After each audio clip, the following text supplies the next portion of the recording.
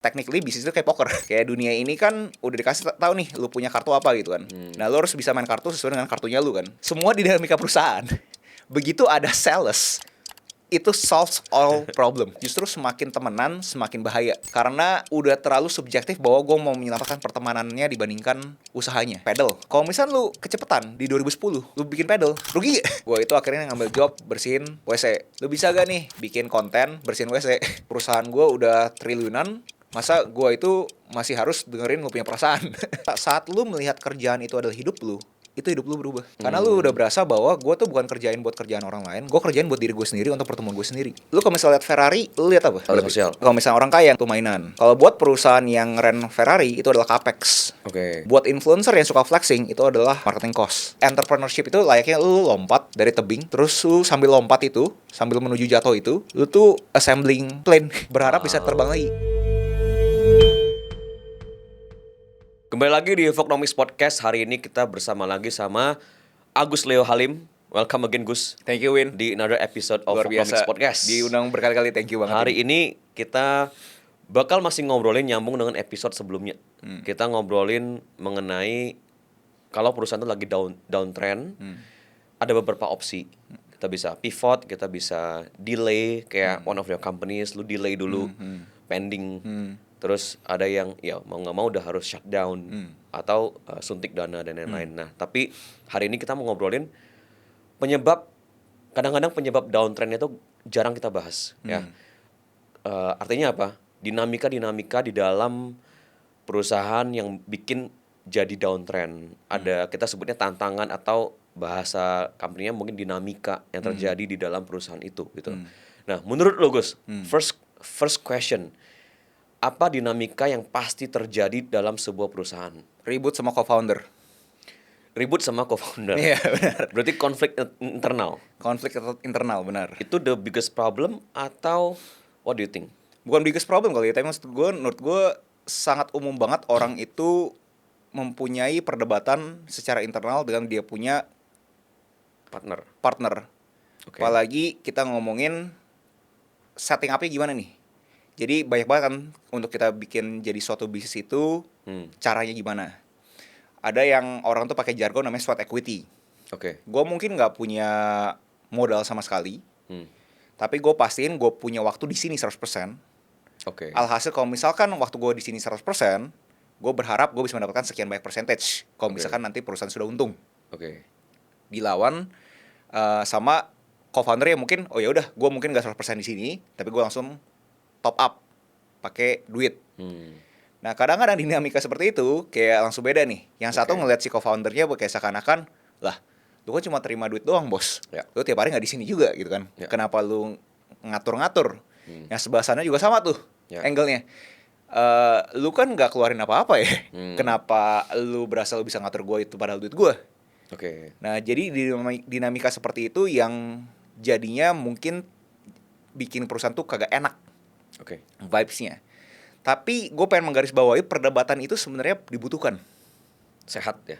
Sebenarnya. Tapi kalau udah subjektivitas terhadap mereka masuk ke perusahaan itu seperti apa, itu jadi nggak sehat. What do you mean, like personal interest, personal ego gitu, subjektivitas? Karena yang tadi gue bilang, dia itu langsung bawa, lu ngapain lu bacot lu, karena lu kagak tahu lu nggak di sini tiap hari. Dan vice versa. Lalu bacot lu nggak pernah taruh duit di sini gitu lu kagak ngerti gitu gimana caranya running the business. Oke. Nah, itu kan udah subjektif terhadap mereka punya background menuju ke perusahaan tersebut kan.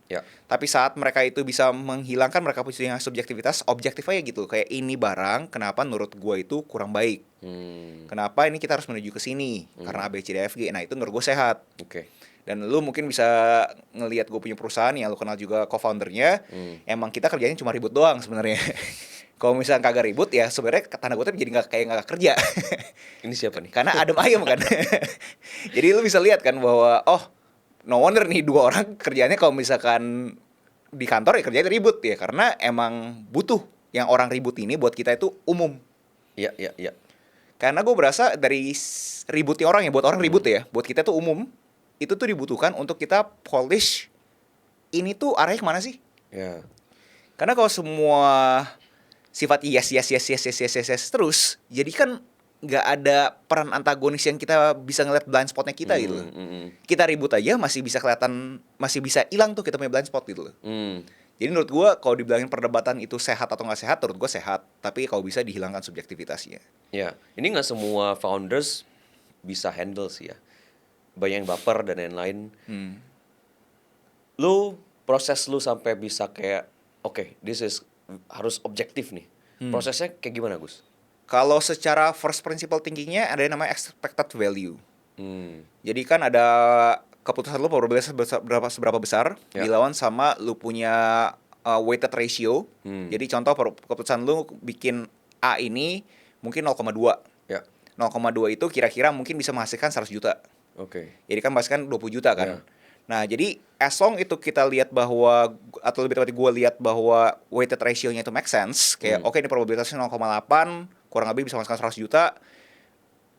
Make sense, ya gue kerjain gitu loh. Oke. Walaupun terlepas gue berasa mungkin gue punya outcome 1 miliar tapi weighted probabilitasnya 0,1.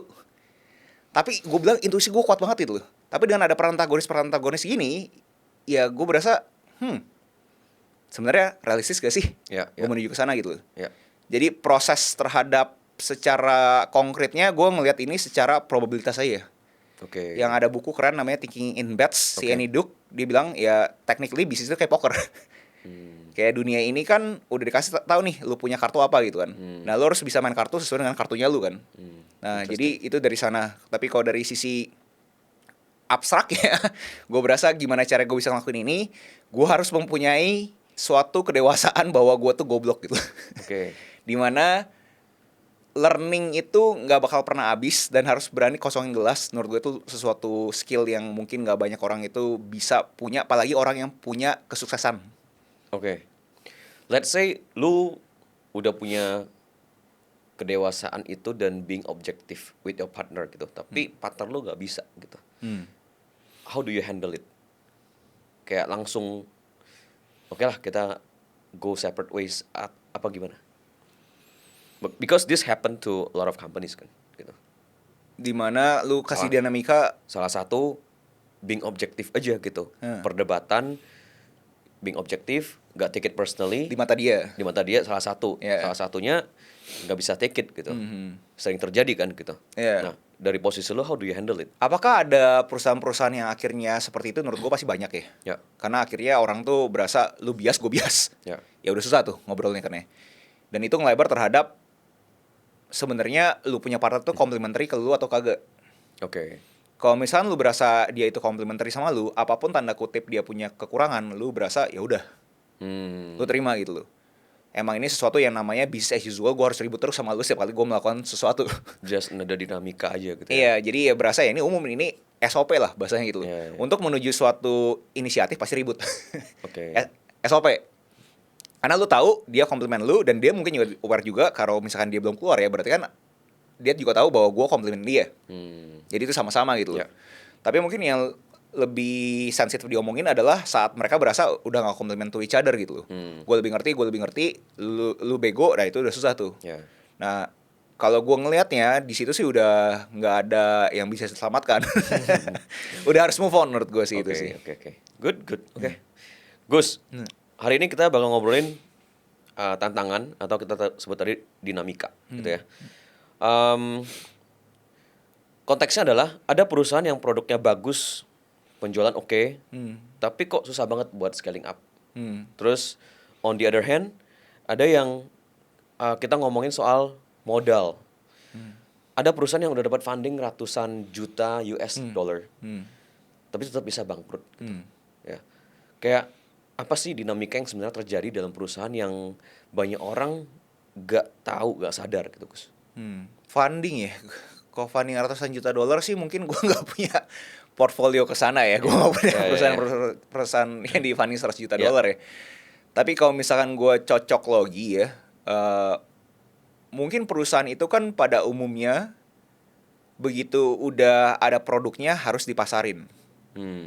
Nah, saat orang-orang itu udah mikirnya gue itu funding, pada umumnya kan itu duit harus lari ke suatu kegiatan. Dimana kegiatan yang paling umum ya kalau nggak produk ya marketing. Ya kan? Ya. Jadi pas lagi marketingnya ekstrim banget tapi ternyata marketnya kagak ada, ya mungkin bikin itu produk flop. banyak banget lah kasus-kasus lah. Mungkin yang di sini yang lagi hangat-hangat mungkin kita ngomongin Google Glass.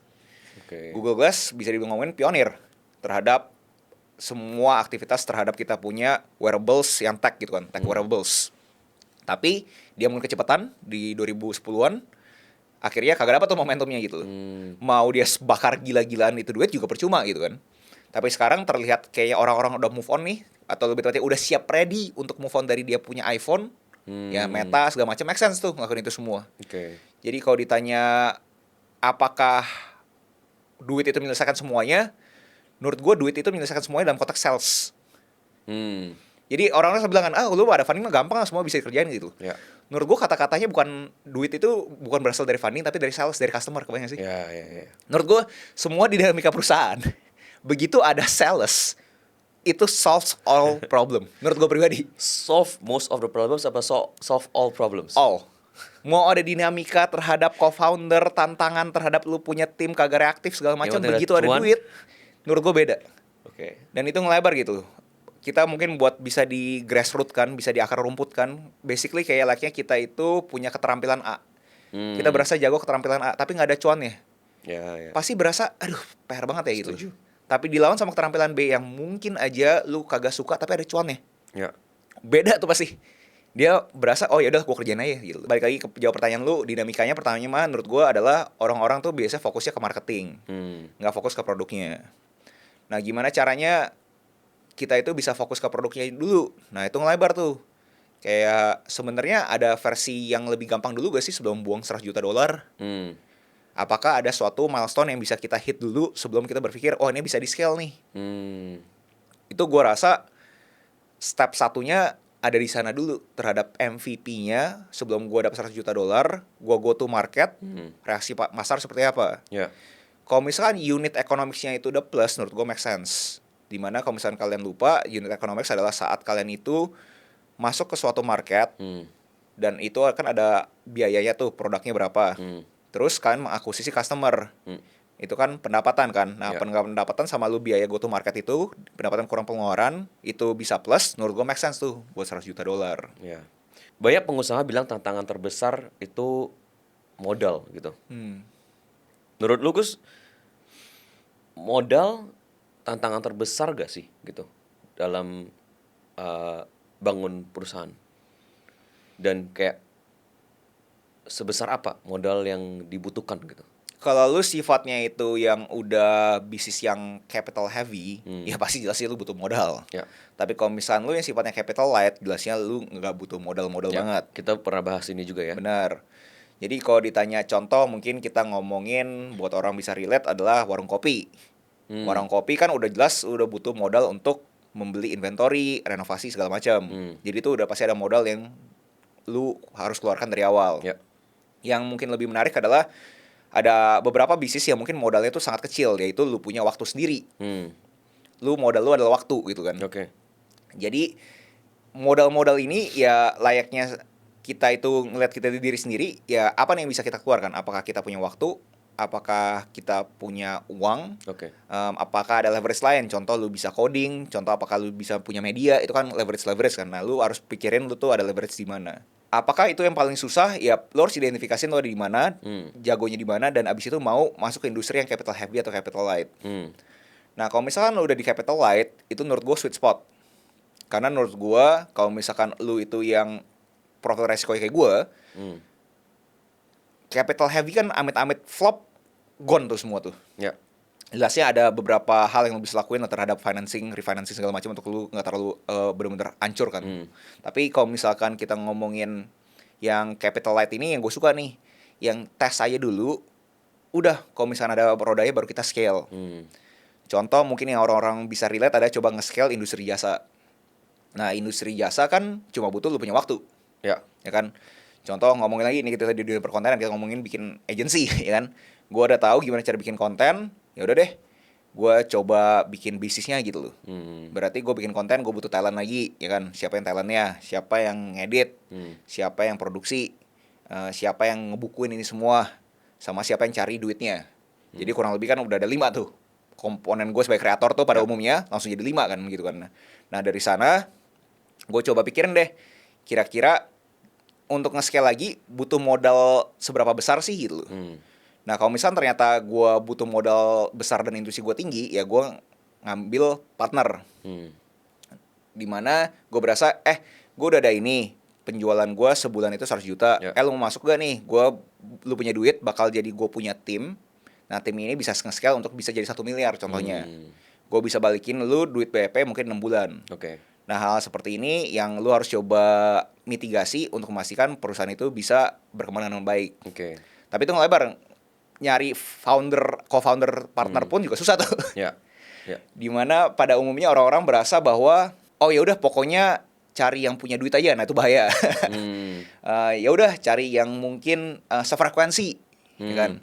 Nah sefrekuensi ini yang kadang-kadang orang-orang tuh berasa oh berarti temenan nih, gitu kan. Ya. Tapi mungkin ya ada beberapa kasus yang gue lihat justru semakin temenan semakin bahaya. Oke. Karena udah terlalu subjektif bahwa gue mau menyelamatkan pertemanannya dibandingkan usahanya. Ya. Wah itu berat banget tuh. Ini menarik sih, kita ngomongin soal mencari co-founder atau mencari partner ya. Jadi, what is your thought process dalam mencari partner, Gus? Kalau sekarang sih benar-benar objektif ya. Yo, prosedur dulu lah gitu ya. Ya. Jelasnya kalau misalnya ngomongin secara checklist ya. Kalau ngomong checklist dulu, menurut gue satu integritas. Ya kan? Nggak nyolong lah, ya kan? Oke. Konsepnya itu bukan gue menang lu kalah gitu kan. Konsepnya win-win. Oke. Ya, ini menang bareng ya bos ya gitu. Kita bukan lu nyari untung ke gue nyari untung ke lu, tapi sama-sama kita nyari untung ke market. Itu menurut gue nomor satu lah integritas. That's good. Dua, pintar.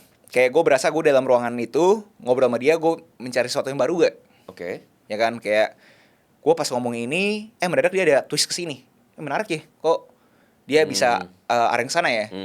Ketiga, mungkin nggak tanda kutip bener plek-plek kayak workaholic banget kayak gue, tapi gue lihat etos kerjanya tinggi. Oke. Kayak dia punya yang lebih abstrak lagi mungkin ambisinya sama, kebayang nggak? Oke.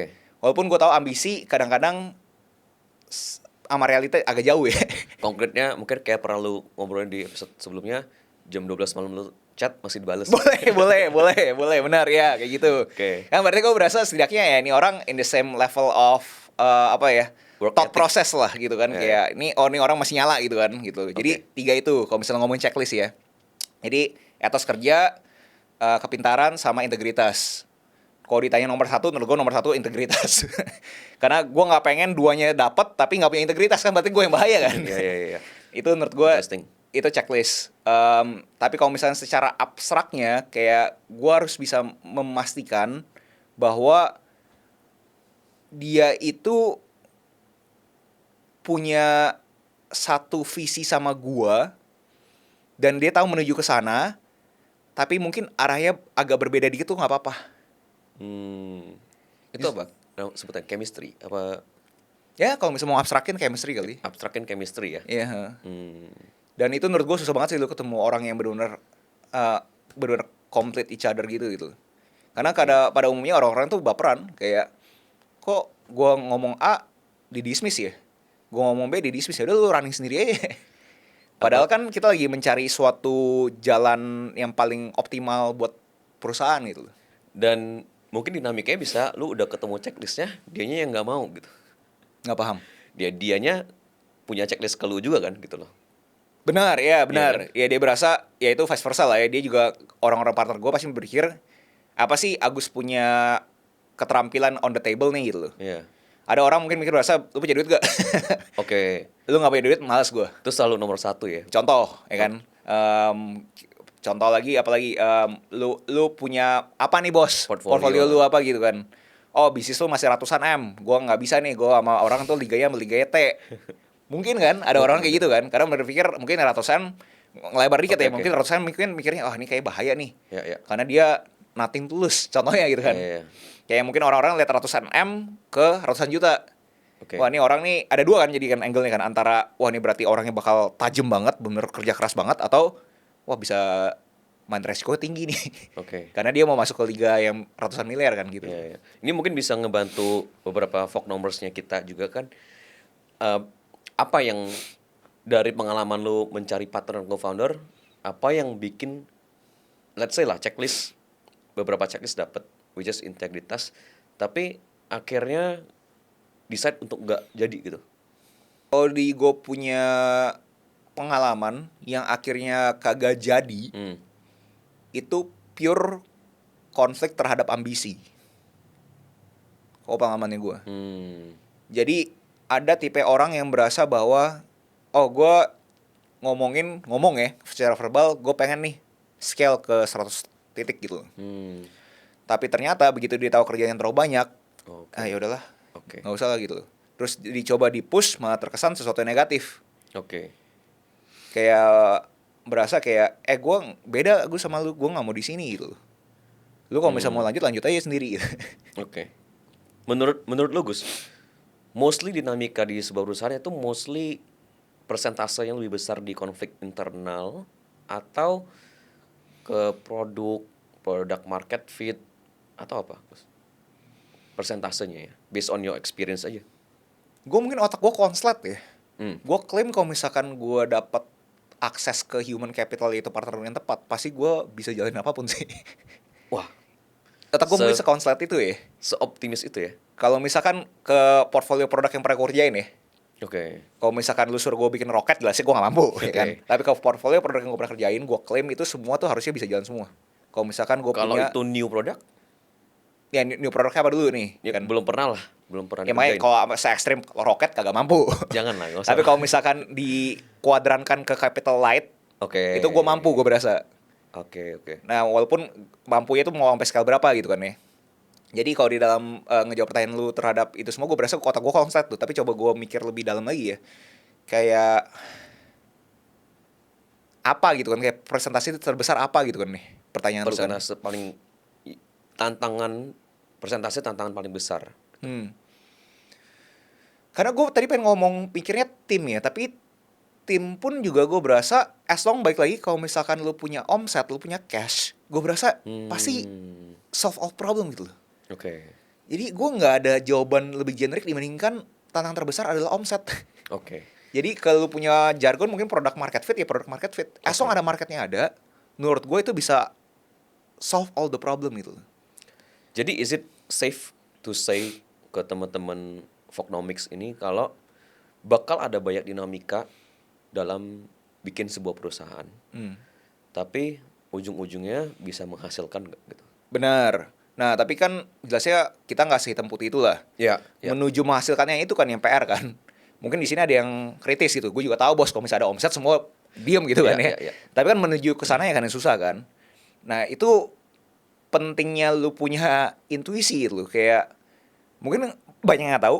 Ada beberapa perusahaan gue yang sebenarnya sampai sekarang aja tuh sebenarnya hampir aja mati. Definisi mati adalah kita ngomongin terhadap udah kagak ada cash, harus ada yang nahan badan. Terus beberapa partner pun udah bilang udah kill the product aja. Kalau bahasa mereka waktu itu mereka pakai itu unplug, just unplug it gitu. Tapi karena gue tahu bahwa akan ada suatu titik di mana itu semua itu akhirnya bisa eksponensial, ya gue tahan badan kan. Nah jadi untuk menuju ke sananya gue nggak ada kata-kata lain selain lu punya visi, lu punya pemikiran, beneran ada gak tuh titik tuh? Karena semua yang sifatnya baru, yang industrinya belum ada, lu coba bawa ke Indonesia dengan lokalisasi, kalau industri belum ada, itu panjang banget tuh. Karena kan jatuhnya lu mengedukasi kan. Karena behavior masyarakatnya kagak ada. Contoh kita ngomongin apa ya? Di sini yang lagi seru, pedal. Kalau misal lu kecepetan di 2010, lu bikin pedal, rugi gak? Menurut gue mungkin rugi. Kenapa gitu Gus? Ya mungkin pas banget di sini tuh perfect stormnya. Udah habis pandemi, udah habis ada sosial media makin banyak, ya kan? Jadinya itu industri bisa hidup. Sedangkan kalau misalnya lu terlalu buru-buru di 2010, lu bisa tahan badan kan sampai 2024 gitu kan pertanyaannya kan. Kalau lu boleh milih, gue mau beresin dinamika yang let's say ya konflik internal, kita beresin nih, kita cari jalan tengahnya nih sama partner atau tim gitu, atau dinamika menuju ke sales gitu. Karena kan poin lu adalah ya ujung-ujungnya ini kalau ada sales solve all the problems gitu. Iya, tapi lu ngomongin dinamika yang eksternal itu juga banyak yang bisa dibedah gitu loh.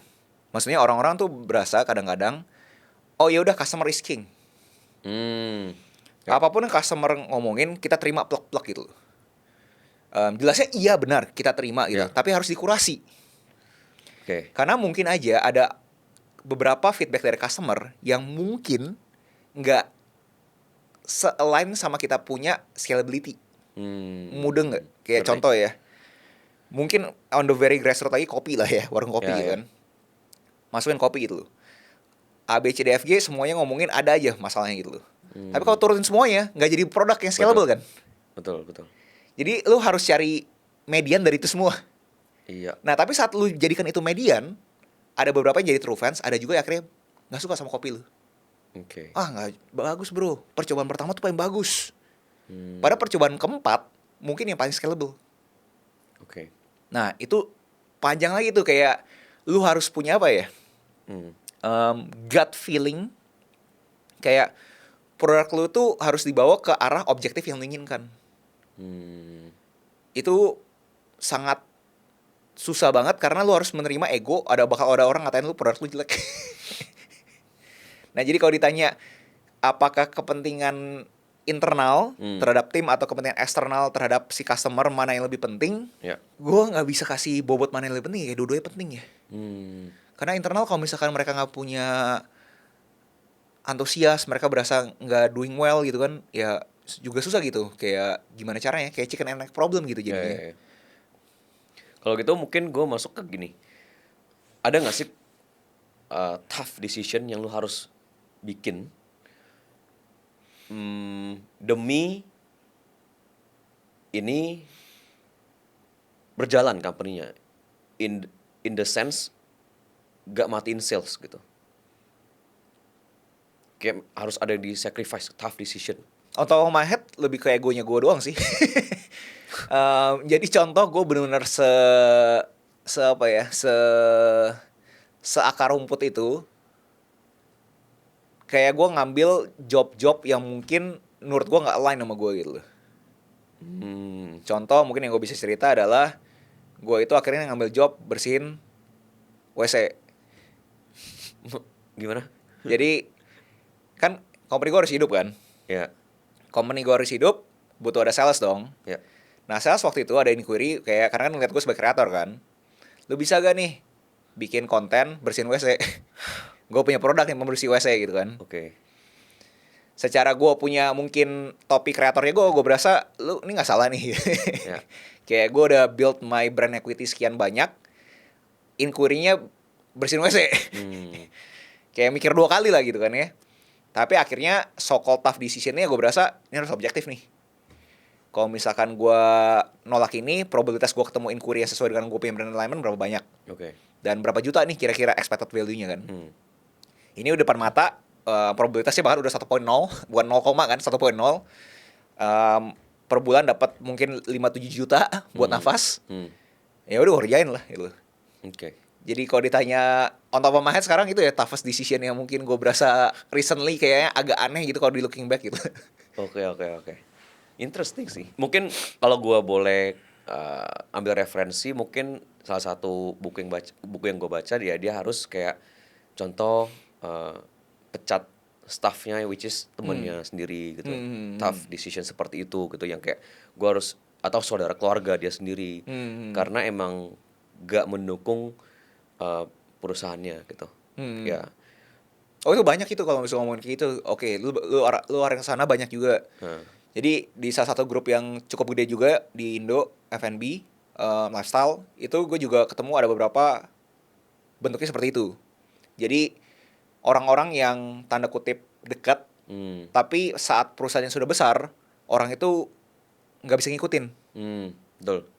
Alhasil ya udah harus profesional dong. Perusahaan gue udah triliunan, masa gue itu masih harus dengerin lu punya perasaan. Ya harus makin mulai objektif lah gitu. Di saat itu udah saatnya ambil keputusan bahwa oh ini nggak bisa nih. Dan itu emang hal yang gak enak sih. Terjadi di lu gak?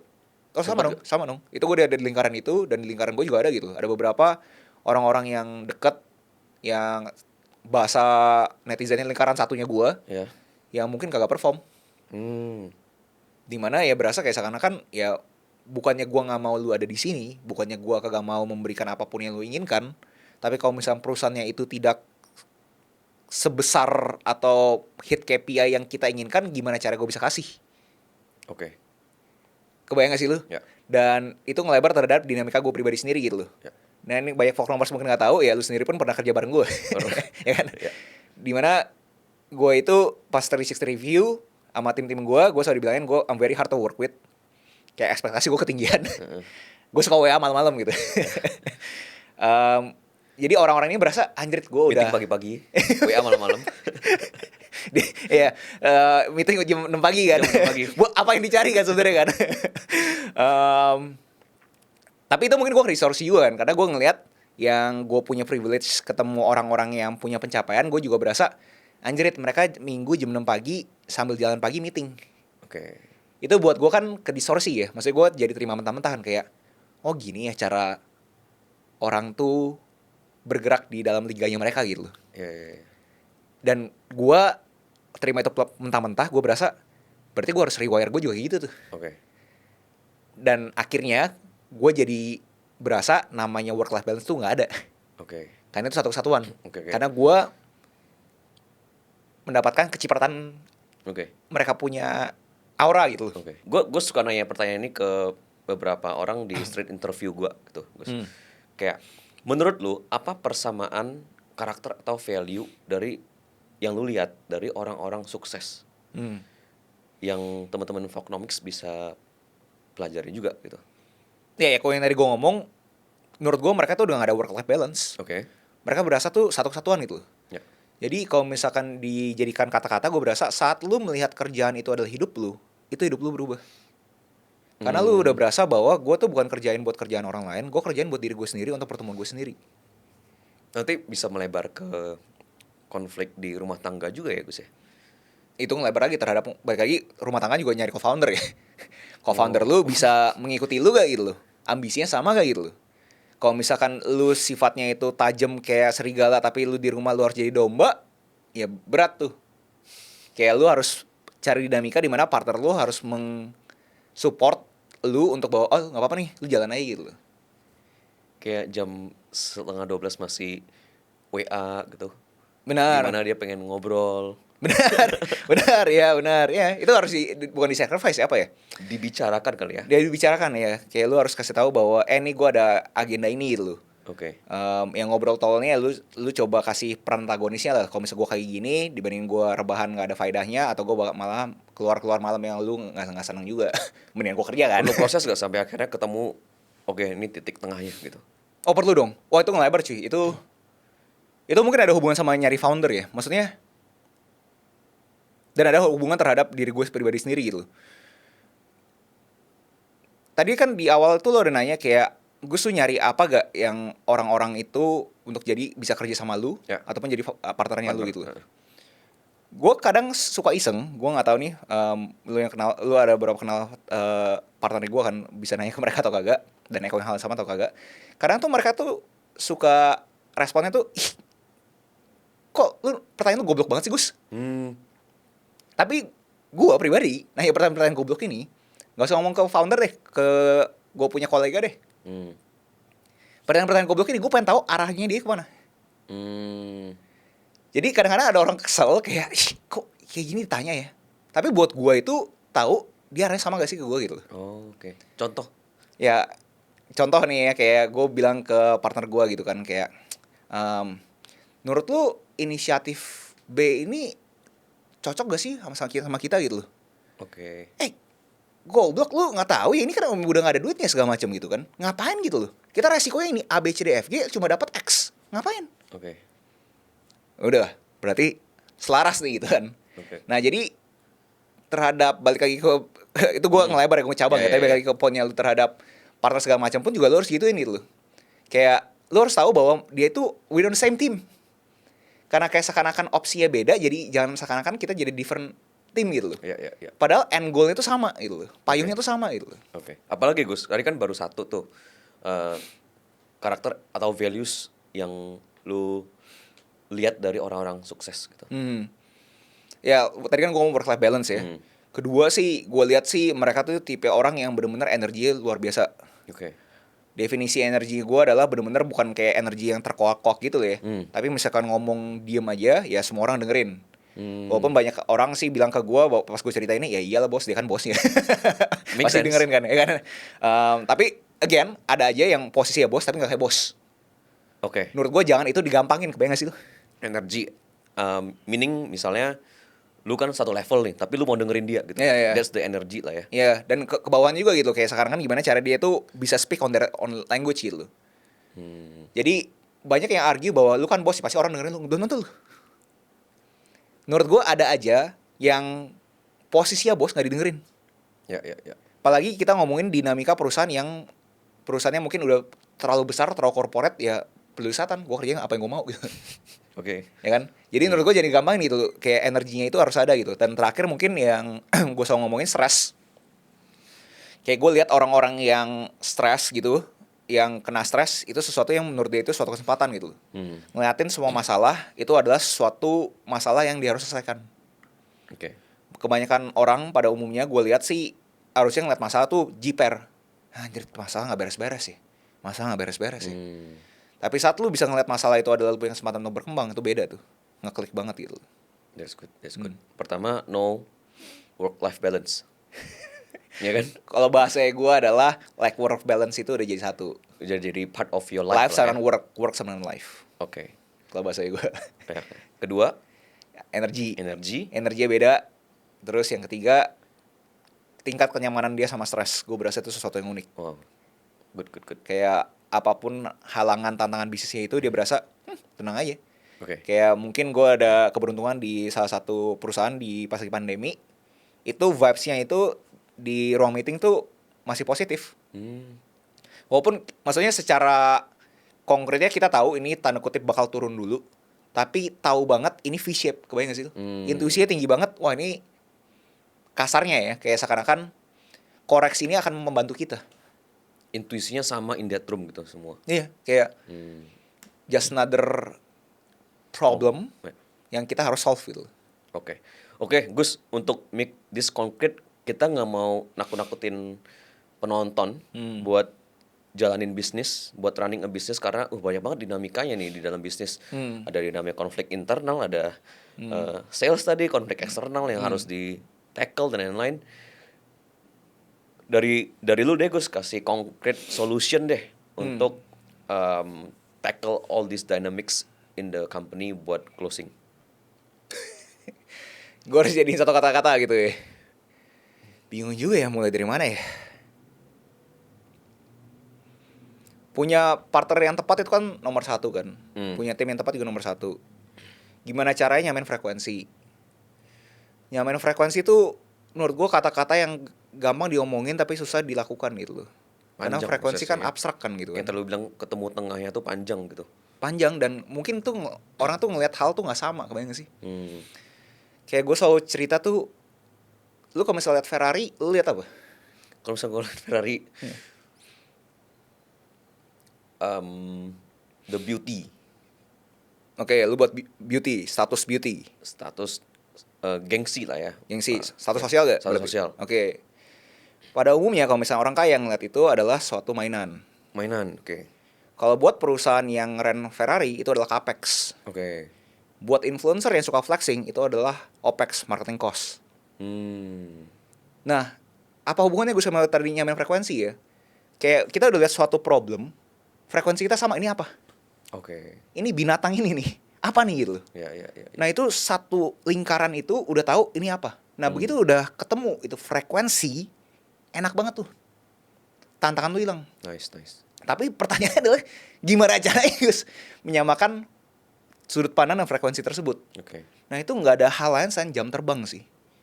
Terus one on one hard conversation yang lu nggak pengen lakukan, Ya. tapi lu harus lakukan. Kayak harus coba nyentil, lu nggak ngelakuin ini lu, kenapa sih gitu? Oh karena lu ABCDFG, lu nggak bisa ngomongin ABCDFG, kita kan ada sistem. Terus orang itu baperan, wah ternyata si Agus marahin gue. Nah hal-hal seperti itu udah business as usual, kayak ini nggak bisa ada suatu hack yang lu bisa lu mencapai kualitas gitu aja gitu. Makanya kalau misalnya gue selalu ngomong tuh kuantitas bikin kualitas gitu. Lu nggak bakal bisa nyampe kualitas kalau misalnya lu nggak pernah ada kuantitasnya, which is jam terbangnya gitu. Ya. Dan kalau ditanya hack nomor satunya, kalau bener mencari hack ya, lu harus kayak pilot sih. Mungkin terkesan kayak nggak fair ya.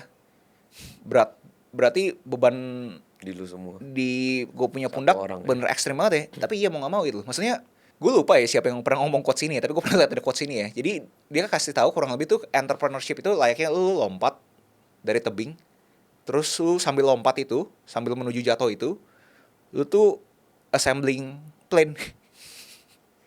Berharap bisa terbang lagi. Wow. Asumsi lu udah bisa ngelewatin itu, lu benar bisa terbang. Tapi kan amit-amit kan ada turbulence kan. Serem ya. Ya kan? Ada turbulence kan. Kan tadi mau menenangkan loh sebenarnya. Di mana pas ada turbulence itu kan lo harus pikirnya kan kira-kira gimana sih yang harus gue lakukan gitu kan. Ya. Emang beratnya di lu sih, gue nggak bisa tenangin nih kayak gimana caranya gue menenangkan itu ya. Tapi mungkin gini, mungkin poinnya adalah pas kita lagi loncat, lagi assembly, kita harus tenang. Kalau nggak jadi itu pesawat gitu. Benar. Have a calm mind lah gitu. Pasti mainnya chaos sih, tapi Oke. gerakannya harus tenang. Apanya? Mainnya chaos tapi gerakannya tenang. Gerakannya. Nah, gerakannya itu udah konkret, saklek, tajam. Oke. Tapi main lu pasti chaos. Oke. Kayak kenapa gitu Gus? Karena ya ini ngelebar lah ya, tapi maksud gue, lu kalau misalkan dengerin semua passenger di lu punya plane, padahal kan lu ngendaliin nih, ya kan? Kalau lu dengerin semua input kayak lu harus ke kiri, lu harus ke kanan, lu harus turunin segala macam, lu pasti kan kayak ke distorsi dong gitu kan. Betul. Main lu pasti chaos. Tapi gerakan lu itu harus tenang gitu, kayak oke, I know what I'm doing, gue bakal ngelakuin ini seperti ini gitu. Oke. Amit-amit kenapa-napa, gue bakal tanggung jawab. Right. Take ownership-nya tuh ekstrim, bener, lu take ownership-nya tuh extreme ownership. Alright, Gus. Thank you so much buat episode ini. Kita bahas a lot about dinamika perusahaan. Buat teman-teman Fognomics yang mungkin ada dinamika special case by case dari perusahaan dia yang pengen kita obrolin di sini, boleh ngobrol, boleh tulis di komen juga, komen. Dan gue pengen tutup dengan quotes ini, Gus. Oke. Yang baru gue baca recently. Oke. Entrepreneurship is the art of keeping calm while the house is on fire. Setuju sih. Ya, kayak tadi ya. Ya, berarti turbulence kan? Turbulence. Ya kan? Lagi on fire tapi mencoba sambil on fire sambil dicari how to solve it gitu. Iya. Dan itu yang lebar terhadap episode kita bahwa mungkin semua orang tuh bisa jadi entrepreneur tapi semua orang nggak mampu. Nggak mampunya itu kayak fire 1 kan beres, anjir fire lagi. Fire 2 beres, anjir fire lagi. Fire 3 beres, anjir mendadak ada tim lu yang firefighting tim lu mendadak cabut. Bos gitu kan. Ini belum beres loh, tapi lu cabut gitu kan.